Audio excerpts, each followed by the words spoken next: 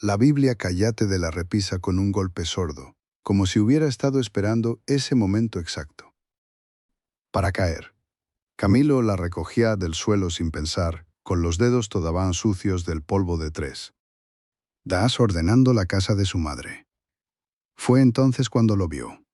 Un sobre Manila asomaba por la cubierta trasera, deslizándose hacia afuera con la lentitud de algo que lleva danquecadas contenido.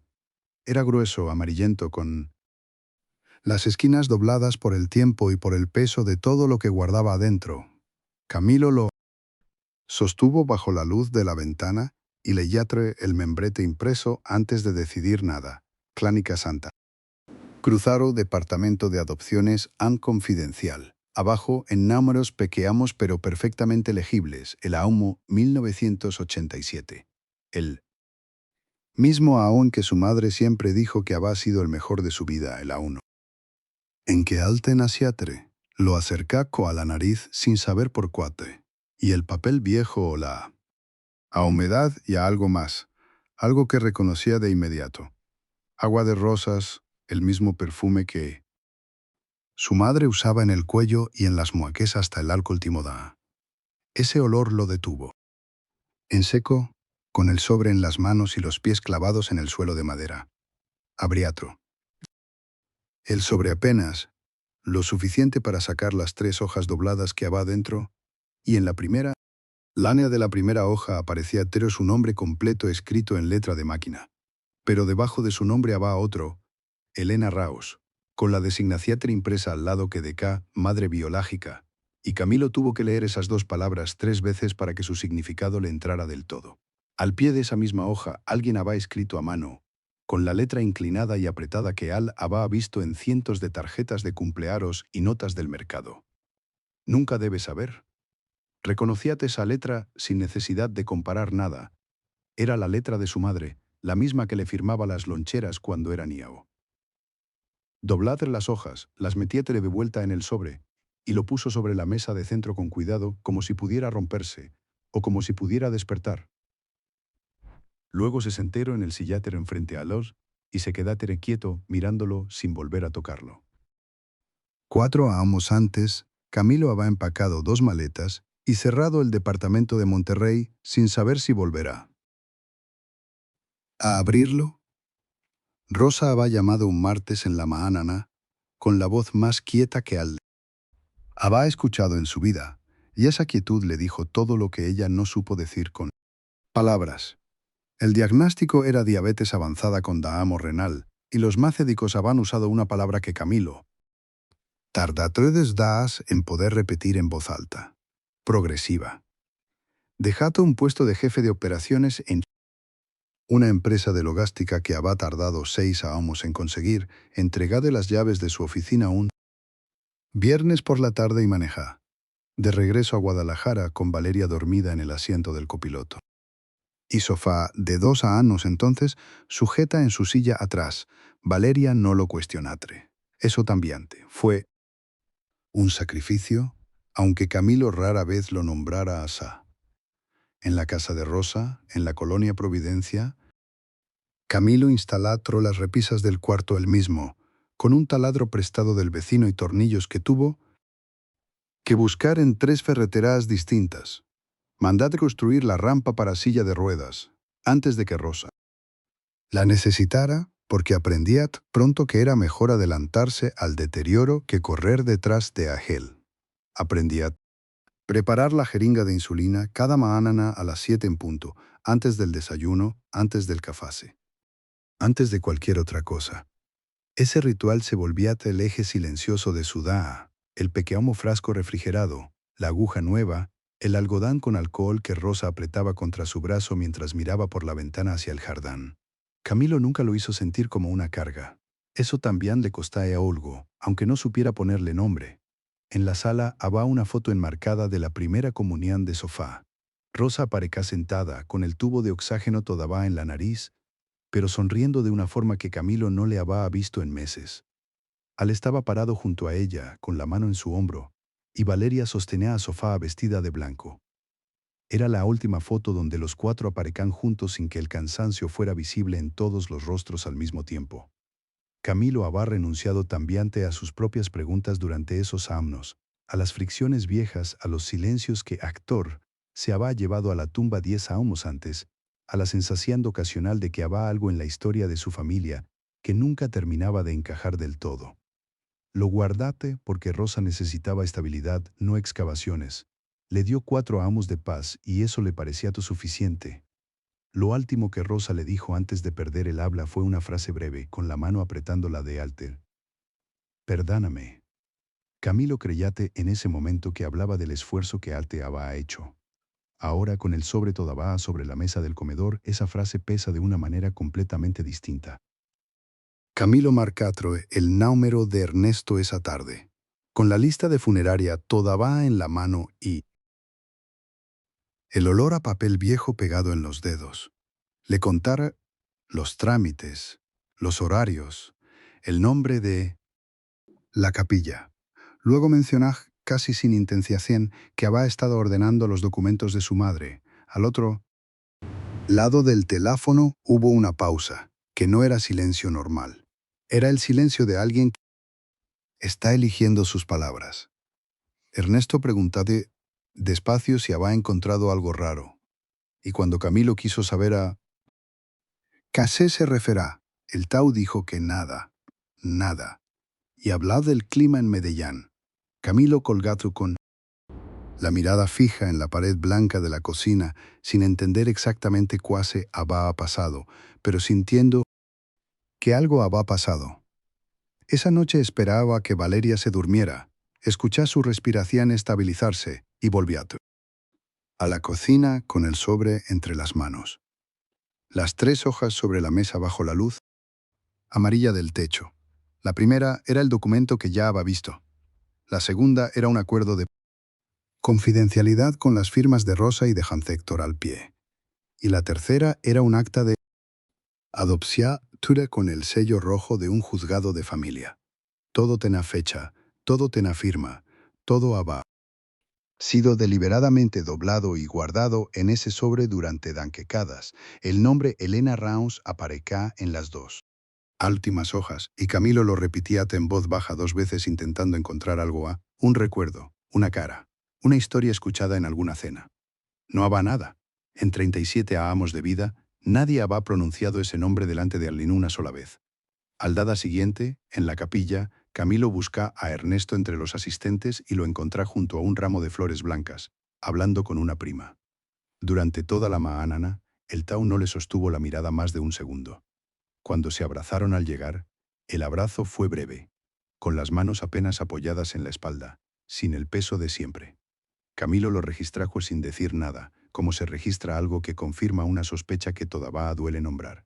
Fue entonces cuando vio a la mujer. Estaba en el fondo de la sala, de pie junto a la pared, con un vestido gris oscuro y las manos entrelazadas sobre el vientre. Tendrá unos 60 años, el cabello recogido, los ojos rojos de llorar en silencio. Camilo no la reconocía, no era vecina, no era compañera de trabajo de Rosa, no era nadie que él pudiera ubicar en ningún capítulo de su historia. Antes de que terminaran los rezos, la mujer se dio vuelta y salía sin despedirse de nadie, sin que nadie la llamara ni la siguiera con los ojos.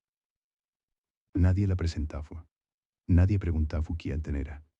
Y ese silencio colectivo, tan ordenado, tan aprendido, fue lo que le indicaba a Camilo que no estaba ante un malentendido, sino ante algo que había sido protegido durante mucho tiempo por muchas personas a la vez. Camilo esperatre a que Valeria se durmiera. Escuchar su respiración volverse pareja antes de levantarse de la cama. Fue a la cocina, encendía por la luz del extractor para no despertar a nadie, y buscó en el cajatro del fondo un bolígrafo y una hoja en blanco. No habría teléfono. Una pantalla guarda todo, y al no quería que nada de esto viviera en ningún servidor. Escribía 3 nombres en columna: Elena Rauns, Ernesto, la mujer del funeral. Junto a cada nombre, una pregunta corta. ¿Quién es Elena? ¿Quién sabe? Ernesto. ¿Quién era ella y por qué lloraba a Rosa como si la hubiera conocido de antes? Debajo, Trazate una lánea y escribía el orden. Primero la clínica Santa Cruz, si odabaten a direccia tegro en Enalgán.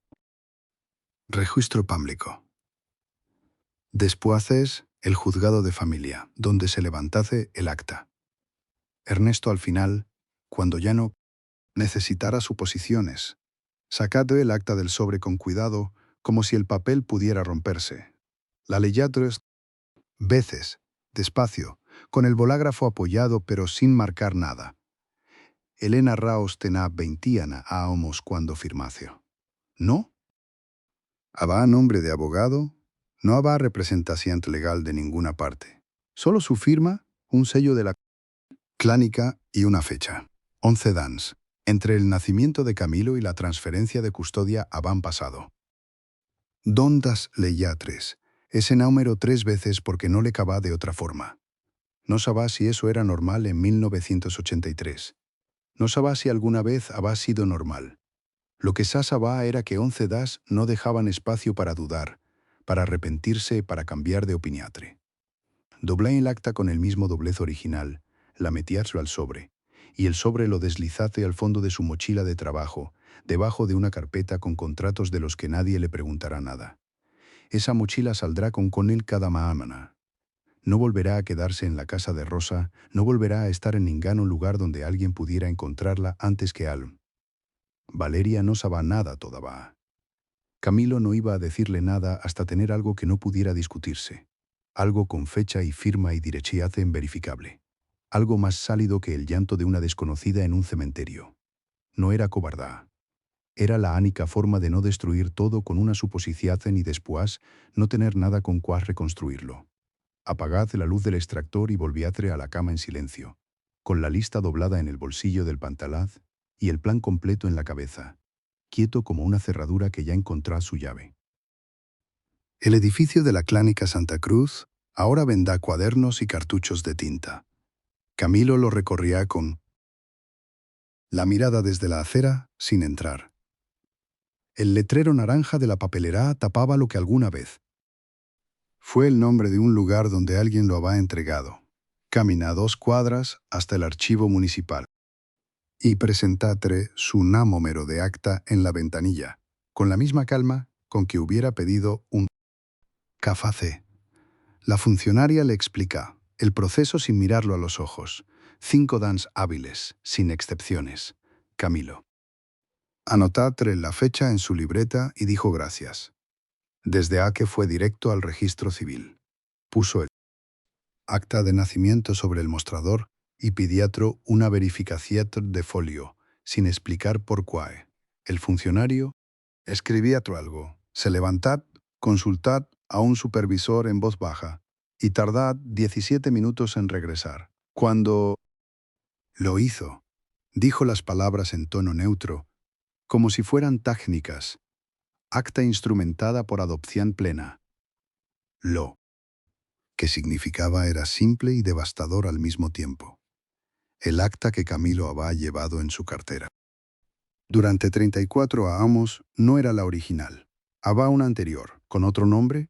Camilo no preguntaba.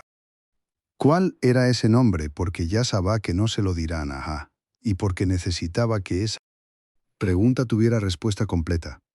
No a medias. Anotá la frase en su libreta con letra pequeña y sin subrayar. Una sola línea, apretada entre 2 márgenes. Esa noche, sentado en la cama del cuarto que Rosa le había dejado libre en la casa de Monterrey, abría su teléfono y busca el nombre Elena Raos junto a la ciudad de Guadalajara. Aparecieron 16 perfiles. Los fue abriendo uno por uno, filtrando por la edad que Ernesto le había mencionado casi sin querer. 58 años, tal vez algo más. La mayoría tenían fotos de frente, sonriendo en cumpleaños o bodas. Una no. Una tenía una sola imagen de perfil, tomada desde atrás, frente a una ventana con luz de tarde. No se le vea el rostro, pero el cabello oscuro recogido a la altura del cuello, el porte recto, la manera en que los hombros sostenían el peso del cuerpo funo. Camilo se detuvo en esa imagen más de lo que pensaba detenerse. Buscaba en su teléfono la foto que había tomado del funeral, la mujer que lloraba cerca del tercer banco y se fue antes de que terminara el responso. la ampliato hasta donde la resolución en lo permita. El cabello, la altura, la forma de pararse. No era certeza o Camilo sabía muy bien la diferencia entre una certeza y una dirección A, pero era suficiente para tener hacia dónde mirar mientras los 5 das hábiles pasaban. El sobre llegó tú martes. Camilo lo recogía tú en la ventanilla sin decir más de lo necesario y... Caminatros directo al estacionamiento. No lo abría de adentro del edificio. Lo llevátros al coche, cerrato la puerta. Esperatré un momento con el sobre apoyado sobre el volante antes de romper el sello. El papel tenía ese olor institucional, mezcla de archivo y humedad controlada. El mismo olor de todos los documentos que guardan. Cosas que alguien decidí que otros no deban leer. La ficha de Elena Raus era la primera hoja. Una direcciatre de 1987. Una firma de recepciatre. Los datos del reciaten nacido anotados con letra de máquina. Camilo la leyatros 2 veces despacio y luego pasatros a la siguiente página. Ajá estaba la nota de seguimiento, fechada en 1995. De acá que la madre biológica había realizado contacto voluntario para solicitar información sobre el estado del menor. La clínica había respondido que de acuerdo con los términos del acuerdo, no se proporcionará información. Camilo leyatre esa línea 3 veces. 1995. Altena 8 amos en 1995. Siguietre leyendo. Al final del documento había una nota que explicaba que, según un protocolo, se enviaba copia de la respuesta a los padres adoptivos, lo que significaba que Rosa había recibido esa carta. Rosa había sabido que Elena Raus pregunta por Ángele cuando tenía 8 amos y no le dijo nada. Nunca, en ningún momento de los amos que siguieron, le dijo nada. Camilo apoyaba el papel sobre el asiento del copiloto y miraba por el parabrisas sin ver nada en particular. Luego recordaba algo que había enterrado sin saber que lo enterraba. Ese amo, Rosa lo cambiae de escuela. Le dijo que la otra escuela era mejor, que tendrá mejores maestros, que estará más cerca de casa. Al no preguntar. Tenía 8 amos y no había razón para preguntar. Ahora había una razón. Ahora va una razón para todo. Tomamos la siguiente hoja. En el encabezado apareca el nombre del abogado que había gestionado la adopción. Lix. Rubén Castillo. Debajo del nombre, un número de teléfono de referencia interna que la clínica usaba para contacto directo con el gestor del proceso. Camilo lo leía una vez. Lo leía de nuevo.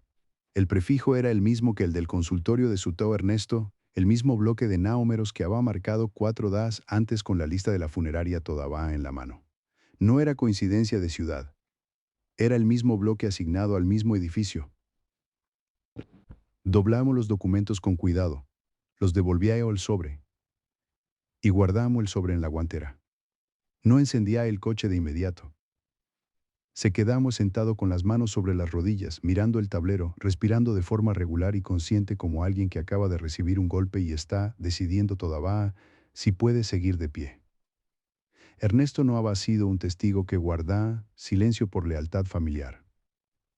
Ernesto había estado adentro desde el principio, con nombre y número de teléfono en el expediente, firmando desde el mismo edificio donde años después le dará el pásame con una mano en el hombro.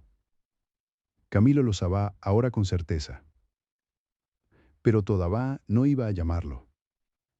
Primero necesitaba saber quién era Elena Raus hoy, dónde estaba, si seguía buscando o si había dejado de hacerlo después de que la clínica le cerrara la puerta en 1995. El directorio del IMSS no era un lugar al que la gente fuera a buscar fantasmas, pero estaba el nombre. Elena Raus Montoya, jubilada, Clínica Regional Zapopan Norte. Había una dirección de pensión registrada, un número de expediente, la prueba de que esa mujer exista en el mundo de los documentos, no solo en el suyo. Camilo copiar los datos con su letra más pequeña, la que usaba cuando quería que algo ocupara poco espacio, pero no desapareciera. Esa tarde manejá hasta el edificio, un bloque de concreto color arena frente a una ferretera, y lo recorría con los ojos desde el coche sin apagar el motor. No necesitaba entrar. Ya Tena lo que había ido a confirmar, que Elena Raus era real, que Tena una direciatre, que el mundo no la había borrado, aunque Rosa lo hubiera intentado. Volví a casa antes de que Valeria sirviera la cena, se lavate las manos en el bahamo de visitas y se sentapro a la mesa como si hubiera salido a comprar cigarros. Esa noche llamase a Ernesto con una pregunta casi administrativa sobre un papel del testamento de Rosa que se sin firma ante notario. Ernesto respondía, con la soltura de quien no sospecha que lo están midiendo, y en algún punto de la llamada, sin que Camilo preguntara nada, dijo que Rosa siempre tomara las mejores decisiones que pudo con lo que tenía. Camilo no respondía de inmediato. Dijo que claro, y cuando Colgatro abría la libreta y copiatro la frase textualmente, con la hora anotada al margen, 9:47 p.m. Era una frase rara para alguien que hablaba de trámites, y Ernesto no era hombre de frases raras por accidente. El mapa ya estaba completo. Elena había buscado a su hijo cuando tenía 8 años, Rosa lo había sabido y lo había cambiado de escuela. Ernesto había sido el enlace con el abogado que firmaron los papeles del silencio. No fue un secreto guardado por una persona. Fue un acuerdo renovado cada vez que la situación lo exigía y sostenido por 3 voluntades que Camilo había confundido con amor. Esa noche, mucho después de que Valeria se durmiera y la respiración de sofá se volviera pareja detrás de su puerta entreabierta, Camilo fue al bahamo, abría la llave del agua y lloró una sola vez, rápido y sin ruido, con las manos sobre el lavabo. Se lavara la cara con agua fría, se miró un momento en el espejo sin decirse nada y salía otro. En la mesa del comedor puso el sobre, la libreta y el expediente dentro de una carpeta de cartón, los alineó con cuidado, y en la portada escribía con pluma azul 2 palabras, para Ernesto. La carpeta quedó sobre la mesa cerrada, esperando el momento que solo Camilo decidirá cuándo llegaba. Camilo espera. 3 días antes de llamarle. No por miedo, sino porque necesitaba que cada papel estuviera en el orden correcto. La tarde del jueves, llegante a casa de sus padres con una bolsa de tela. Café de las que usaba para el mercado, sin anunciar nada extraordinario. Su madre estaba en la cocina. Y el olor a arroz con leche llenaba el pasillo, el mismo olor de cada jueves desde que hace el tena memoria. Dejace la bolsa sobre la mesa del comedor, al lado del centro de flores artificiales, que nadie había cambiado en ahumos, y esperallo a que su padre apagara el televisor y se sentara. No lo pidiatue en voz alta, solo puso las manos sobre la mesa y los miratue hasta que el volumen bajatre solo. Sacatre primero el acta de nacimiento original, la que tenía el nombre de otra mujer en el espacio de madre. La colocatre sobre el mantel sin voltearla hacia ellos todavía, como quien pone una carta boca abajo antes de revelar el juego. Luego sacate la fotocopia del registro de la Clínica Santa Cruz con la fecha, el número de caso y la firma del médico que había tramitado. La entrega los puso uno al lado del otro con la precisión de alguien que lleva semanas ensayando. Ese orden.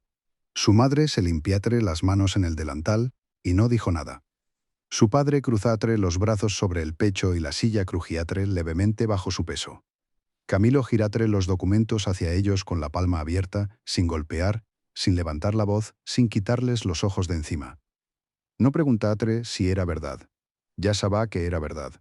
Lo que hizo fue esperar, con la misma quietud con la que había esperado el sobre en el estacionamiento, a que alguno de los dos dijera la primera palabra.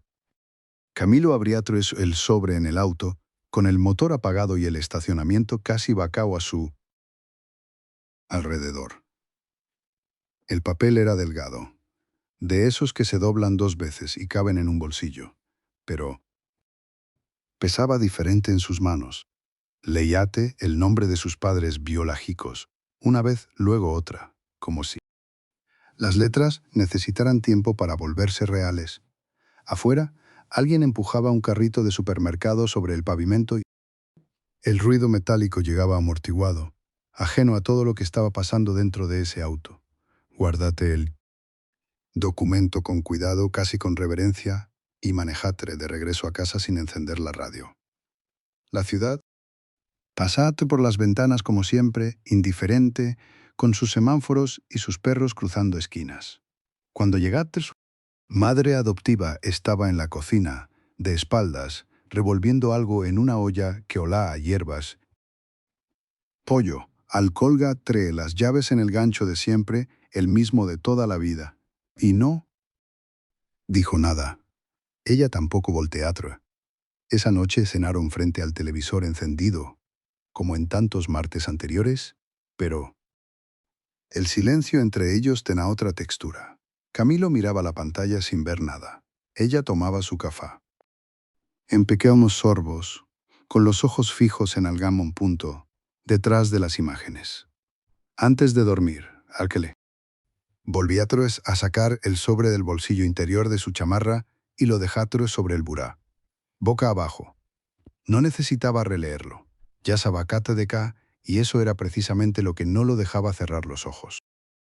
Camilo tarda 4 días en volver a entrar al cuarto donde guardaba los documentos. No porque no pudiera, sino porque sabía que cuando lo hiciera, ya no habrá marcha atrás. El lunes por la mañana no habría. La puerta, encendiatre la luz y colocatre las carpetas sobre la mesa, con la misma calma con que se pone un plato de comida frente a alguien que tiene hambre de verdad.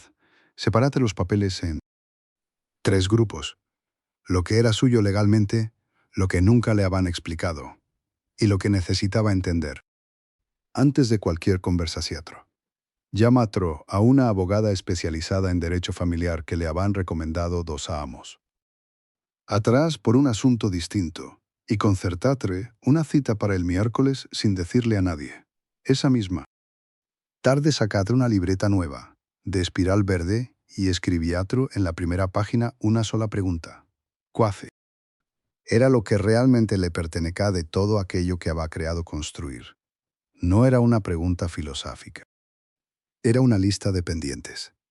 Debajo anotatre nombres, fechas, direcciones, el número de expediente que había copiado del directorio del IMSS antes de colgar el teléfono. Fue al banco el martes temprano, abrió una cuenta a su nombre anónimamente y transfiriatro lo que le correspondía con una precisiatro que no dejaba espacio para el arrepentimiento. Esa noche cocinati arroz con verduras, comíate solo frente a la ventana y lavente el plato antes de que el agua enfriara. Guardate en una bolsa de plástico las fotografías que lo mostraban junto a personas que ya no sabía capimo nombrar, no para tirarlas, sino para no verlas cada mañana mientras todo siga siendo tan inestable. Llamate a Rodrigo, su único amigo que sabía guardar silencio, y le pidiate que le acompañara el jueves a Monterrey sin darle más explicaciones de las necesarias. Rodrigo dijo que sin preguntar, y eso fue suficiente para que Camilo durmiera esa noche con la mandábula un poco menos apretada que las anteriores. 3 semanas después de la llamada, Camilo seguía yendo al trabajo como si nada hubiera cambiado. Pero algo en aquel ya no encajaba en el mismo lugar. Llegaba a la oficina, colgaba su chamarra en el gancho de siempre, encendá la computadora y sentá que estaba haciendo una imitación de sí mismo. El cafaje de la máquina sabía igual que antes, amargo y demasiado caliente, pero Ángel ya no lo tomaba de pie frente a la ventana. Se sentaba. Miraba el escritorio. Esperaba que el Dan terminara.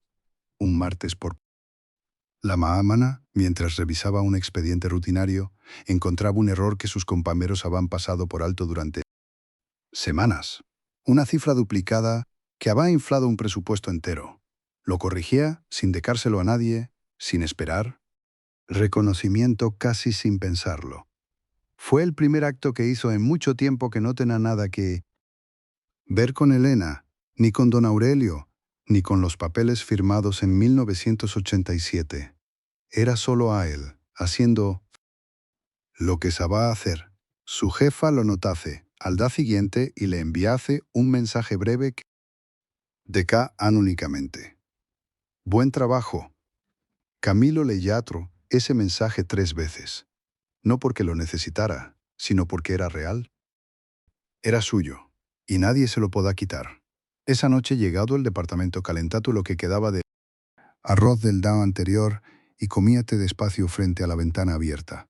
El ruido de la calle subá hasta el quinto piso, como siempre lo había hecho, pero esa vez Acel lo dejaban entrar. Camilo llegatre a la direziatre un sábado por la mañana, con el folder de documentos apoyado contra su pecho como si fuera un escudo. Era una casa pequeña en la colonia Mitras, con macetas de bugambilia en la entrada y una reja pintada de verde oscuro que crujía al empujarla. Elena Raos Montoya lo recibía a Tre en la sala sin preguntarle qué era. Lo miratre de la misma forma en que uno reconoce algo que perdiate hace mucho tiempo. Abaca facé, reciad en hecho sobre la mesa, dos tazas ya servidas como si hubiera sabido que al llegar a esa edad a exacto y no otro. Camilo no habla de inmediato. Puso el folder sobre la mesa, abríate la primera hoja y la empujá hacia ella con la yema de los dedos. Elena bajatro la vista, leyatro en silencio, y algo en su mandábula se tensatro antes de que cualquier emociatren llegara a sus ojos. Entonces dijo su nombre completo, el nombre que hace el tená antes, el que nadie le había dicho nunca, y Camilo sentía que el suelo se movía debajo de sus pies. No fue un derrumbe. Fue más parecido a cuando una viga que llevaba a Amos cargando el peso. Solo de pronto encuentra el muro donde apoyarse. Elena le hablacro de su madre biológica con palabras cortas y directas, sin adornos, como quien describe un hecho mácido, que también fue una herida personal. Le dijo que la decisión no había sido fácil, que hubo presión, que hubo pobreza, que hubo una firma sobre una mesa que cambian todo para siempre. Camilo escuchando sin interrumpir, con las manos alrededor de la taza tibia, sintiendo el calor pasar despacio por sus palmas hasta los huesos. Cuando Elena terminante, el silencio entre los dos no fue incómodo. Era el silencio de dos personas que finalmente estaban en el lugar correcto al mismo tiempo. Camilo recogía todos los papeles, los ordenante con cuidado, y por primera vez en meses no sentía ante que estaba buscando algo, sino que había comenzado a encontrarlo. Camilo dejó el folder sobre la mesa de la cocina de esa mujer y no dijo nada durante un momento largo. Ella tampoco hablaba. Afuera, un perro ladraba dos veces y luego se callaba, como si el silencio también le perteneciera a ese lugar. Entonces, Camilo sacó la fotografía, la misma que había encontrado meses atrás dentro de la caja de lata debajo de la cama de su madre, la foto con los bordes amarillos donde aparecá hace de bebace en brazos de una mujer que no era la que lo había criado. La puso sobre la mesa con la misma calma con que se pone una llave sobre una cerradura que ya no tiene vuelta atrás. La mujer frente a Hal la miratre sin sorpresa. Y eso le confirmó todo lo que los documentos ya habían dicho. No hubo llanto inmediato ni palabras que intentaran explicar 34 amos de silencio. Hubo solo el reconocimiento de dos personas que por fin estaban en el mismo cuarto con la misma verdad. Camilo no sentía el alivio que había imaginado, ni el derrumbe que había temido. Sentía algo más parecido al peso que se levanta cuando uno deja de cargar algo que nunca le pertenecá del todo. Se quedó otros 40 minutos sentado bebiendo un café que ella preparatre sin preguntarle si lo querá. Y en ese gesto pequeño, Camilo reconociete algo que no supo nombrar en ese momento, pero que su cuerpo entendía antes que su mente. Cuando salía el folder se quedó sobre la mesa. Ya no lo necesitaba. La historia no. Si te gustaron estas historias, suscríbete al canal y activa las notificaciones para no perderte las próximas. Gracias por acompañarnos.